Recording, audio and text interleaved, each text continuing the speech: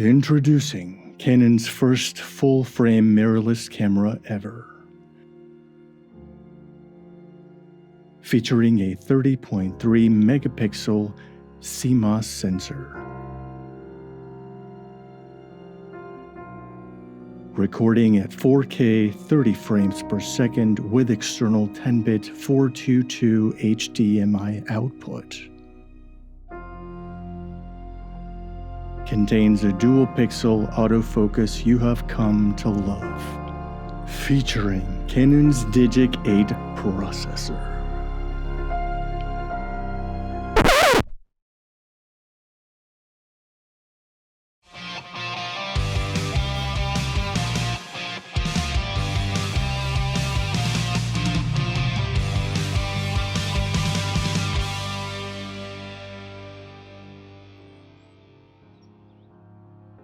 I'm going to go on a limb and say this is not the first time that you are watching a should I buy a Canon EOS R in 2021 video. However, if I do things like I want to do things, it will be your last.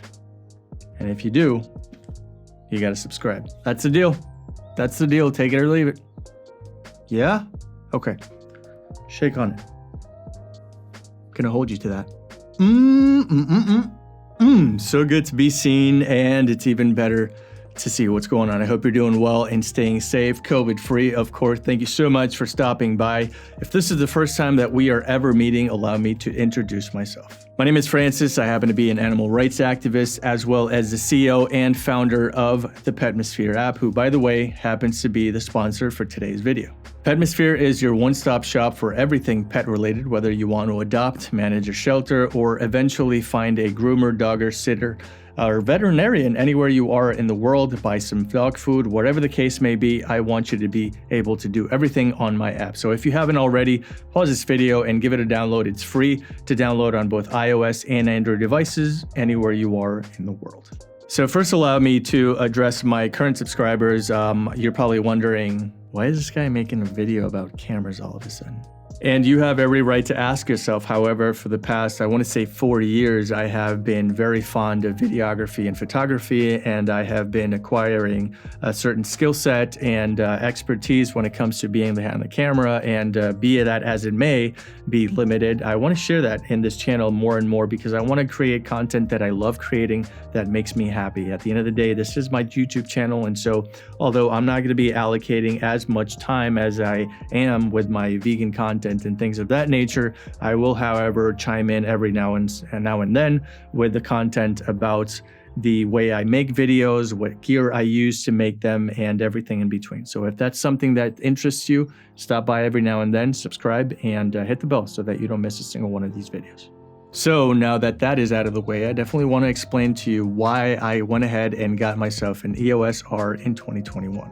So first, let's discuss the elephant in the room, and that is always going to be budget. Regardless if you do this for a living or you're simply an enthusiast like myself, money is going to matter. And at the end of the day, the Canon EOS R is sub $2,000. And if I'm not mistaken, Amazon and B&H are running it with a $200 rebate, which I've linked below, by the way. Check out my affiliate link if you happen to be in the market, which I think you are.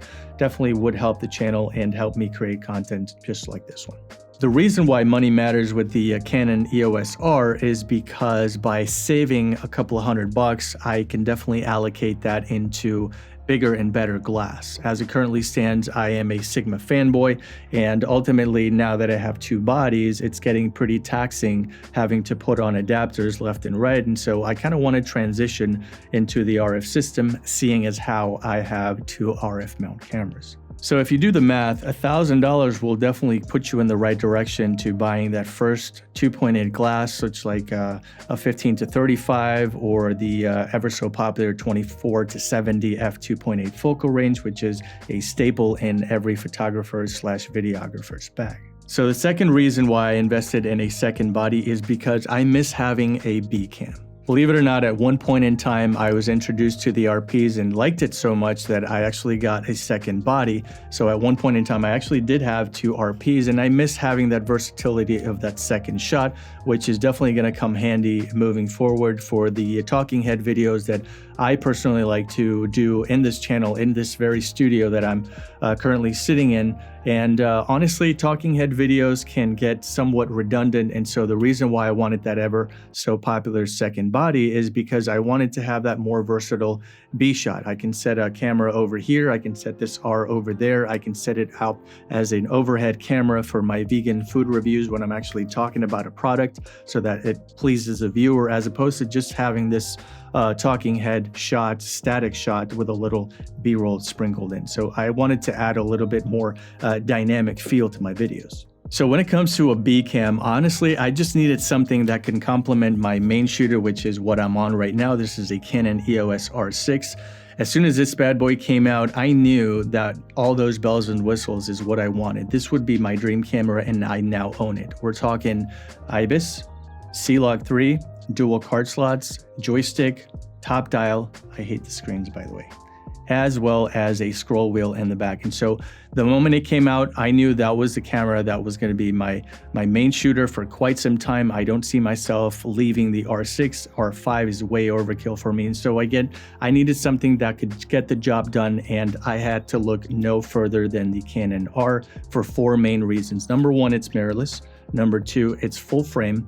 Number 3, shoots dual pixel 4K autofocus, as well as C-Log, which again, it's maybe not 10-bit, but at the same time, I could just strap on the Atomos Ninja 5 right now and record 10-bit externally. So no harm, no foul. This thing is plenty as a B camera. Believe it or not, the third reason why I actually splurged and got myself a Canon EOS R in 2021 is photography.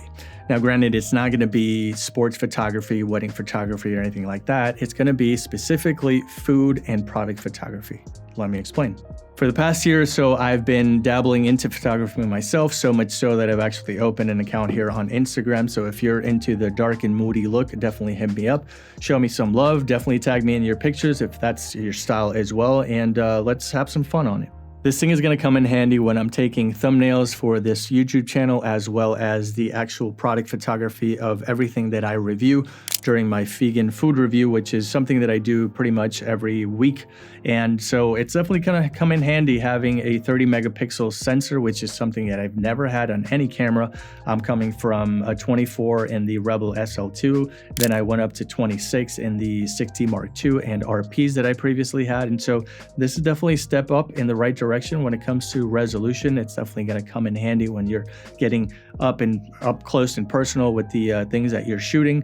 I'm actually expecting some boards here in the next couple of weeks. So if that's definitely something you're into, I will go ahead and link that below so that you can check out the boards that I will be using moving forward. Now that I talked about the reasons why I personally got the R in 2021, I sort of want to ramble on about who I would recommend this camera to. I definitely would recommend this camera to anyone trying to make the jump from a DSLR to the mirrorless realm. This is definitely a gateway drug, and I recommend you jump right into the R as opposed to settle for an RP, which, by the way, I outgrew very quickly. It's crippled in so many ways. I wish I would have listened to my friends when they told me not to get it, but then again, you live and you learn. So I recommend you doing a jump to the R as opposed to the RP, and I definitely do not recommend you go straight into an R6 from a DSLR until you actually master this bad boy right here. Another type of shooter that I definitely recommend this camera to would definitely be a second shooter at a wedding. Now, why are you saying second shooter and not first? And that's because most wedding shooters these days have already made the jump to an R6 or an R5 by now. And so if you're going to task somebody with helping you out at a wedding event or a quinceañera or even a baby shower, you definitely want to have at least a Canon R on that second shooter's hand so that they can go to town on themselves. That came out wrong. No, I'm good. And last but not least, if you are starting out on YouTube and you need a main shooter, look no further than this thing. This thing is going to give you high resolution pictures as well as great quality video, both in 1080p and 4K, albeit with a crop. But look no further than this thing. If you want to start a channel and you've been marinating the idea of getting your first camera, This is it right here. Again, I've linked it down below. Definitely check it out if you are in the market for your very own Canon EOS R. That's it for me, guys. That is where I'm going to leave it. If you actually got a little something out of watching this video, let me know down below. If you still have any questions that may have gone unanswered, comment and I will get to them as soon as humanly possible. Let me know if this video helped you finally get over the hump of whether or not you should actually get this camera, need this camera, want this camera, should purchase this camera, which by the way is linked down below. Can't believe it. Amazon's running a $200 rebate. Where was that, Amazon? Where was that 2 weeks ago when I got this? Mother. We gonna say what I said, but so I skip straight ahead to the bread part. Top out, I'm cool on the chick chat. Fuck with the kid, know I got the gift.